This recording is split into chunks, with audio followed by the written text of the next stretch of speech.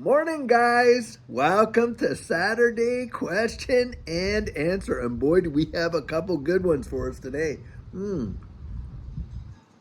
But before we get there, guys, man, I'll tell you what.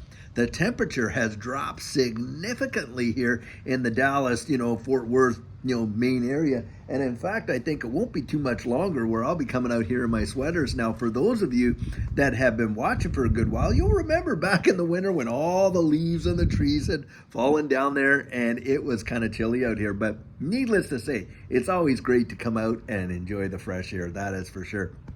Well, guys, the questions that I'm going to talk about today, one of them is a big one, and this one has to do with Ripple IPOing. And why would some people are out there thinking, hey, why would XRP as a digital asset, why would that price explode before we would see an IPO out of Ripple? And boy, that is a good question, because in the current environment, of course, everybody talks about this. A lot of times people will say, well, I believe in Ripple, the company, but XRP, well, I'm not so sure. And on they'll go like that. And they put a lot more weight on the fact that Ripple will do really well, but XRP won't. Well, guys, I want you to think about something. Every bull run that we have had in this space, XRP has absolutely exploded, and long before Ripple has ever been ready for an IPO. And think about it in this capacity. There you had back there in 2017, where we saw like such a massive blowout, and with the price of XRP from January of 2017 to January of 2018, where it went from literally just a sliver over half a cent at 0.006 all the way up to $3.84, one of the most monumental moves of any asset in this entire digital asset space.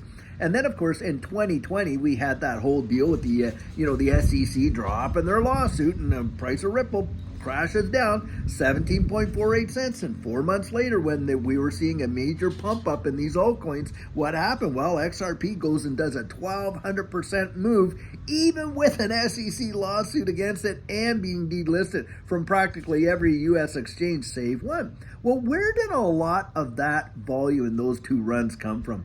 Well, guys, it came from South Korea. Now, just think about that. In the 2017 to 2018 run, what was going on there? Well, XRP was only listed on Poloniex, one U.S. exchange. Yep, that's right. You can fact check this. Go back and look in history. It was only on Poloniex in the U.S. And most of the volume for XRP came from outside of the United States. Now, that is a major tell. Why? Because the rest of the world, in actual fact, really doesn't seem to care about whether or not the SEC deems XRP to be a security not, or whether or not that the parent company, Ripple, well, I shouldn't even call it that, the parent company, the company that utilizes XRP the most, which is Ripple, because, hey, XRP existed before Ripple was even created. But needless to say, the company that uses it the most, whether they're IPO'd or not, XRP as a digital asset has seen some big time appreciation. Now, in 2020 and 2021, in that run, where did most of the volume come from? You guessed it, it came from Southeast Asia again. And what are we seeing right now going on in Singapore with all these money service businesses and things like that, and the way in which crypto adoption is happening over there? It is happening in a big way. So it's my estimation that we could even see a big time move in XRP without Ripple really going out there and having to IPO. Because this market moves globally, not just here in the United States. And in fact, the United States, like we just pointed out there, the United States markets didn't have that much to do with the two prior pumps of XRP, where we saw some absolutely mammoth moves in the price. And I suspect that that's what's going to happen this time around. Now, having said that, I do believe that when Ripple does IPO, that it is going to benefit XRP as a digital asset, to be sure, because at that point, guys, I think we're getting closer and closer and closer to that institutional adoption in a powerful way, and how it's going to be used in the wide world. And now you got, I put out a video last night where there's a commercial in there from Ripple that is targeted towards average folks like you and me to utilize XRP. And get this, You know, right now in London, you see taxi cabs going around, and on the back is a QR code saying, hey, we'll accept XRP for payment for your cab ride. And, you know, over there in Singapore, like I said, you can use XRP to pay for your lunch, your coffee, your this, your that, or whatever. And so we're seeing people utilizing it as a medium of exchange in a big, big way. Now, I think myself, I don't know if I'd be parting, with my XRP to buy, a lunch or a coffee or a cab ride, because it'll be like, when those guys went out and bought a couple of pizzas with their Bitcoin, the most expensive pizzas that have ever been, because after, I think it was tens of thousands, if not hundreds of thousands of dollars when, they calculated it out, whatever it was, maybe it's even more than that. I forget what the amount was, but needless to say, look how Bitcoin appreciated from when it was used just to buy a couple of pizzas until what it is today. And so that's what I kind of think about my XRP. And I don't think I'd be using my XRP, to pay for a cab ride or this, that, even though that shows how it's being integrated in the regular day-to-day lives of average folks like you and I. But it's a great question to think about because, hey, a lot of people are really looking at Ripple as being the only source of moving, and it's not. Guys, there are so many other companies and so many other applications for the utilization of the XRP Ledger and XRP, not just Ripple. And in fact, you could have a company, get this, that could come along and literally compete with Ripple doing the exact same thing they do and utilizing the XRP Ledger to do it. Did you know that? Literally a competitor could do the same thing and utilize the same asset and the same means, but they'd have a lot of catch up to do for sure, so I don't think it's going to happen. But that possibility does exist. Why? Because the XRP Ledger is not owned by Ripple. It is literally anyone, you and I, we could set up a node on the XRP Ledger and literally participate in the validation process ourselves. Think of that. A lot of criticism comes out that says, oh, well, XRP is not a decentralized platform because, hey, Ripple owns most of it. Are you kidding me? If that's the case, then Ethereum isn't, neither is Bitcoin because, hey, Satoshi Nakamoto's wallet, someone's controlling that, guys. Don't kid yourself. And it holds a massive amount. And then, of course, the whole mining situation. The mining situation is really only 2 or 3 big firms, control the whole mining deal there with Bitcoin. And with Ethereum, come on, those disguised whales. Look, guys, if that's what classifies as decentralization, then none of them have it. I'll tell you right now. But the fact is that anybody can go out there, set up a node on the XRP Ledger. And in fact, did you guys know that the SEC themselves at one time, maybe they still do have it, but at one time they had a node on the XRP Ledger. So it's kind of like nonsensical to say that, but needless to say, it is a great question, something truly worth thinking about, that's for sure. Now, the second question. The second question that we have to deal with, or that somebody had brought up there and that type of thing, is they're thinking, why on earth do we even need to go to trial in this case? Like, what's the trial all about? Well, guys, the trial is really about going out there, and they're wanting to pursue, at least at one point, want to pursue Brad Garlinghouse and Chris Larson personally, right, for, knowingly evading or contravening, securities laws in the sales of the XRP and on and on and on. And of course, there's the whole idea of that 728 million XRP that was, institutional buys and stuff like that. And of course, that's what's on the table in terms of like trial and stuff like that. And of course, Brad and Chris and Ripple, they're all coming out saying, hey, hold on a second. We didn't even have any fair notice. How on earth would we know that what we're doing is a securities transaction when you yourselves as the SEC didn't even know what was going on at the time, and on and on and on. And you get Gary Gensler before the House Financial Services Committee. You could hang that guy up by his toes and literally give him a, torture test or something, and he still won't tell you what's a security and what isn't. So it's so ambiguous. And of course, that's why they're going out there. Their argument is, hey, we got fair notice here. Now, having said that, do I think we're going to see trial? Absolutely no way. I don't think we are. Why? Because I do believe that this question is so fundamental to the way in which the economy works that if we went to trial, let's say Ripple lost at trial, the whole thing would go to Supreme Court. And If the SEC lost at trial, I think they'd also appeal it to the Supreme Court. And I do believe, even though the Supreme Court literally rejects thousands upon thousands of applications, this one I believe they would hear. And at Supreme Court, I think if it gets that far, I think the SEC will lose and lose big time. And they've already had 2 knockout blows, right? And it's like 3 strikes, you're out. So I don't think they're going to risk it going all the way through trial because, of course, hey, who's going to have to get up and testify? Who are they going to call to the stand? And if they were to call people like Stephen Narioff and Bill Hinman and Jay Clayton and on and on and on, and who knows whoever else, to kind of get up there and testify. Well, these guys don't want to get on the stand and perjure themselves, to be sure.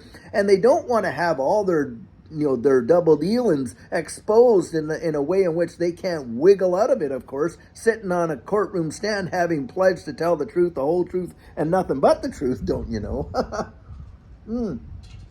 And so, of course, that's where I believe the SEC is just not going to risk it. And boy, does Ripple right now have a lot of leverage in their corner, having won these 2 decisions. First off, that XRP is not a security in and of itself. And secondly, that the programmatic sales where they sold, XRP was sold on the secondary exchanges, that they're also not securities. And as a result, Brad and Chris, that what they did wasn't, against the rules or a security transaction or whatever, and they don't want to, they got that out there. And the second one, of course, is the SEC getting their interlocutory appeal absolutely denied. Now, the interlocutory appeal had to do with the summary judgment. So I've heard people say, well, now they can just file a regular appeal. No, guys, that isn't how it works. What happens is the decisions that the summary judgment, that was gone through appeal. Now that's been denied. So what happens now? Trial. Trial is the next phase. Now, after the trial, depending on how it's adjudicated, if there is a trial at all, then the SEC can file an appeal at that point. But we're talking years down the road for this whole thing to get settled out. Yes, the trial is going to start in April of 2024, apparently. It could be delayed, but apparently. But if the trial goes and Ripple wins and the SEC wants to, appeal that, we're talking years, guys. And at that point, what is the law of the land until a different decision comes out? Well, the law of the land is XRP's not a security, nor is the sales on the secondary exchanges. And I think, this whole decision could have a major impact in other cases like the Coinbase case. I think the SEC is going to back down in a big, big hurry. But that's what the trial is all about. That's what, the whole point of going to trial. Now, to me, hey, it's always been a dog and pony show from day one anyways. I mean, you had the, financial, FinCEN or whatever that sued, I think they fined Ripple $700,000 for having a unregistered currency back in the day, and they paid that fine. So what is it, guys? You got one branch of government saying, oh, it's a currency, and another one saying, no, it's a security. It just, come on. The whole thing is just a bunch of hooey. And with the Ethereum free pass, we know that there are players out there, and you can see these, kind of like backhanded deals that, the SEC or people working inside of the SEC had literally utilized their position for all kinds of things that probably wouldn't pass the smell test and at least deserves an investigation bare minimum. But we'll see. I doubt it'll ever come to light,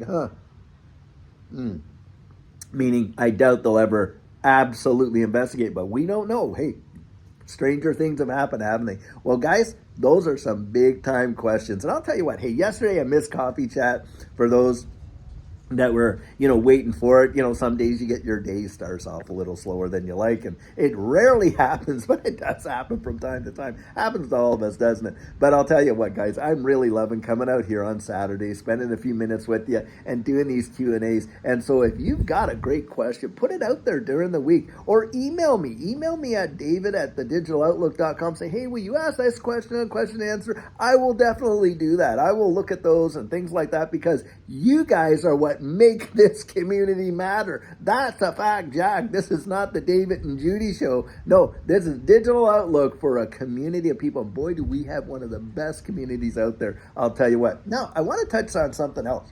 So the other day, we all got all kinds of news, and there were dozens upon dozens of articles talking about how Chase was going to be able to accept XRP, SHIB, and other tokens through FCF Pay.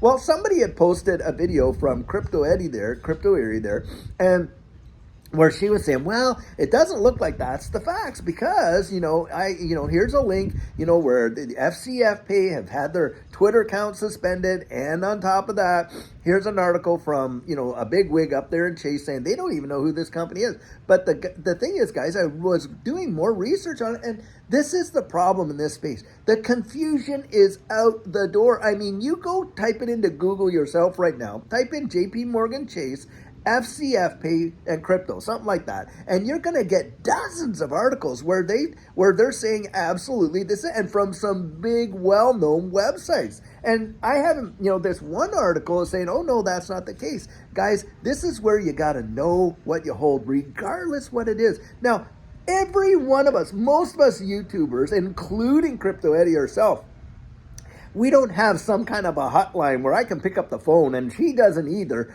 where we can phone JP Morgan Chase. What she's doing is what all the rest of us are doing. She's not any better in that regard because we're all just reporting on articles that we're hearing or seeing. And if that's the kind of thing where you're going to critique everybody else, or, oh, well, they just jumped on the bed. Hey, look, dozens upon dozens upon dozens of articles out there from all different media outlets saying the same thing. And then an article comes out, and look, try to find that article, by the way, that she posted on her Twitter account. It is very, very difficult to find. And where one person comes out and says, yeah, no, that's not the case, or whatever. Well, hey, she didn't pick up the phone and call JP Morgan and get on the hotline and get some kind of inside information to get that. What she did is she did what every one of us do: report on the articles out there. Guys, we don't make the news. We just bring it. We just bring it to you. And that's what we do. That's what most YouTubers are doing. They're reporting what's being reported. That's what's going on. So, hey, I really like Crypto Ed. She's got some amazing stuff. She's a great content creator. Absolutely. Have no issues with that. The only issue I have with is, don't come down on everybody else because they're reporting what's being reported when there's no other sources at the time saying anything different. That's all I'd say about that. Well, guys, I sure hope you have an amazing rest of your weekend and a fantastic Saturday. Until tomorrow, when we're going to do our sugar on Sunday, have a great one and take care.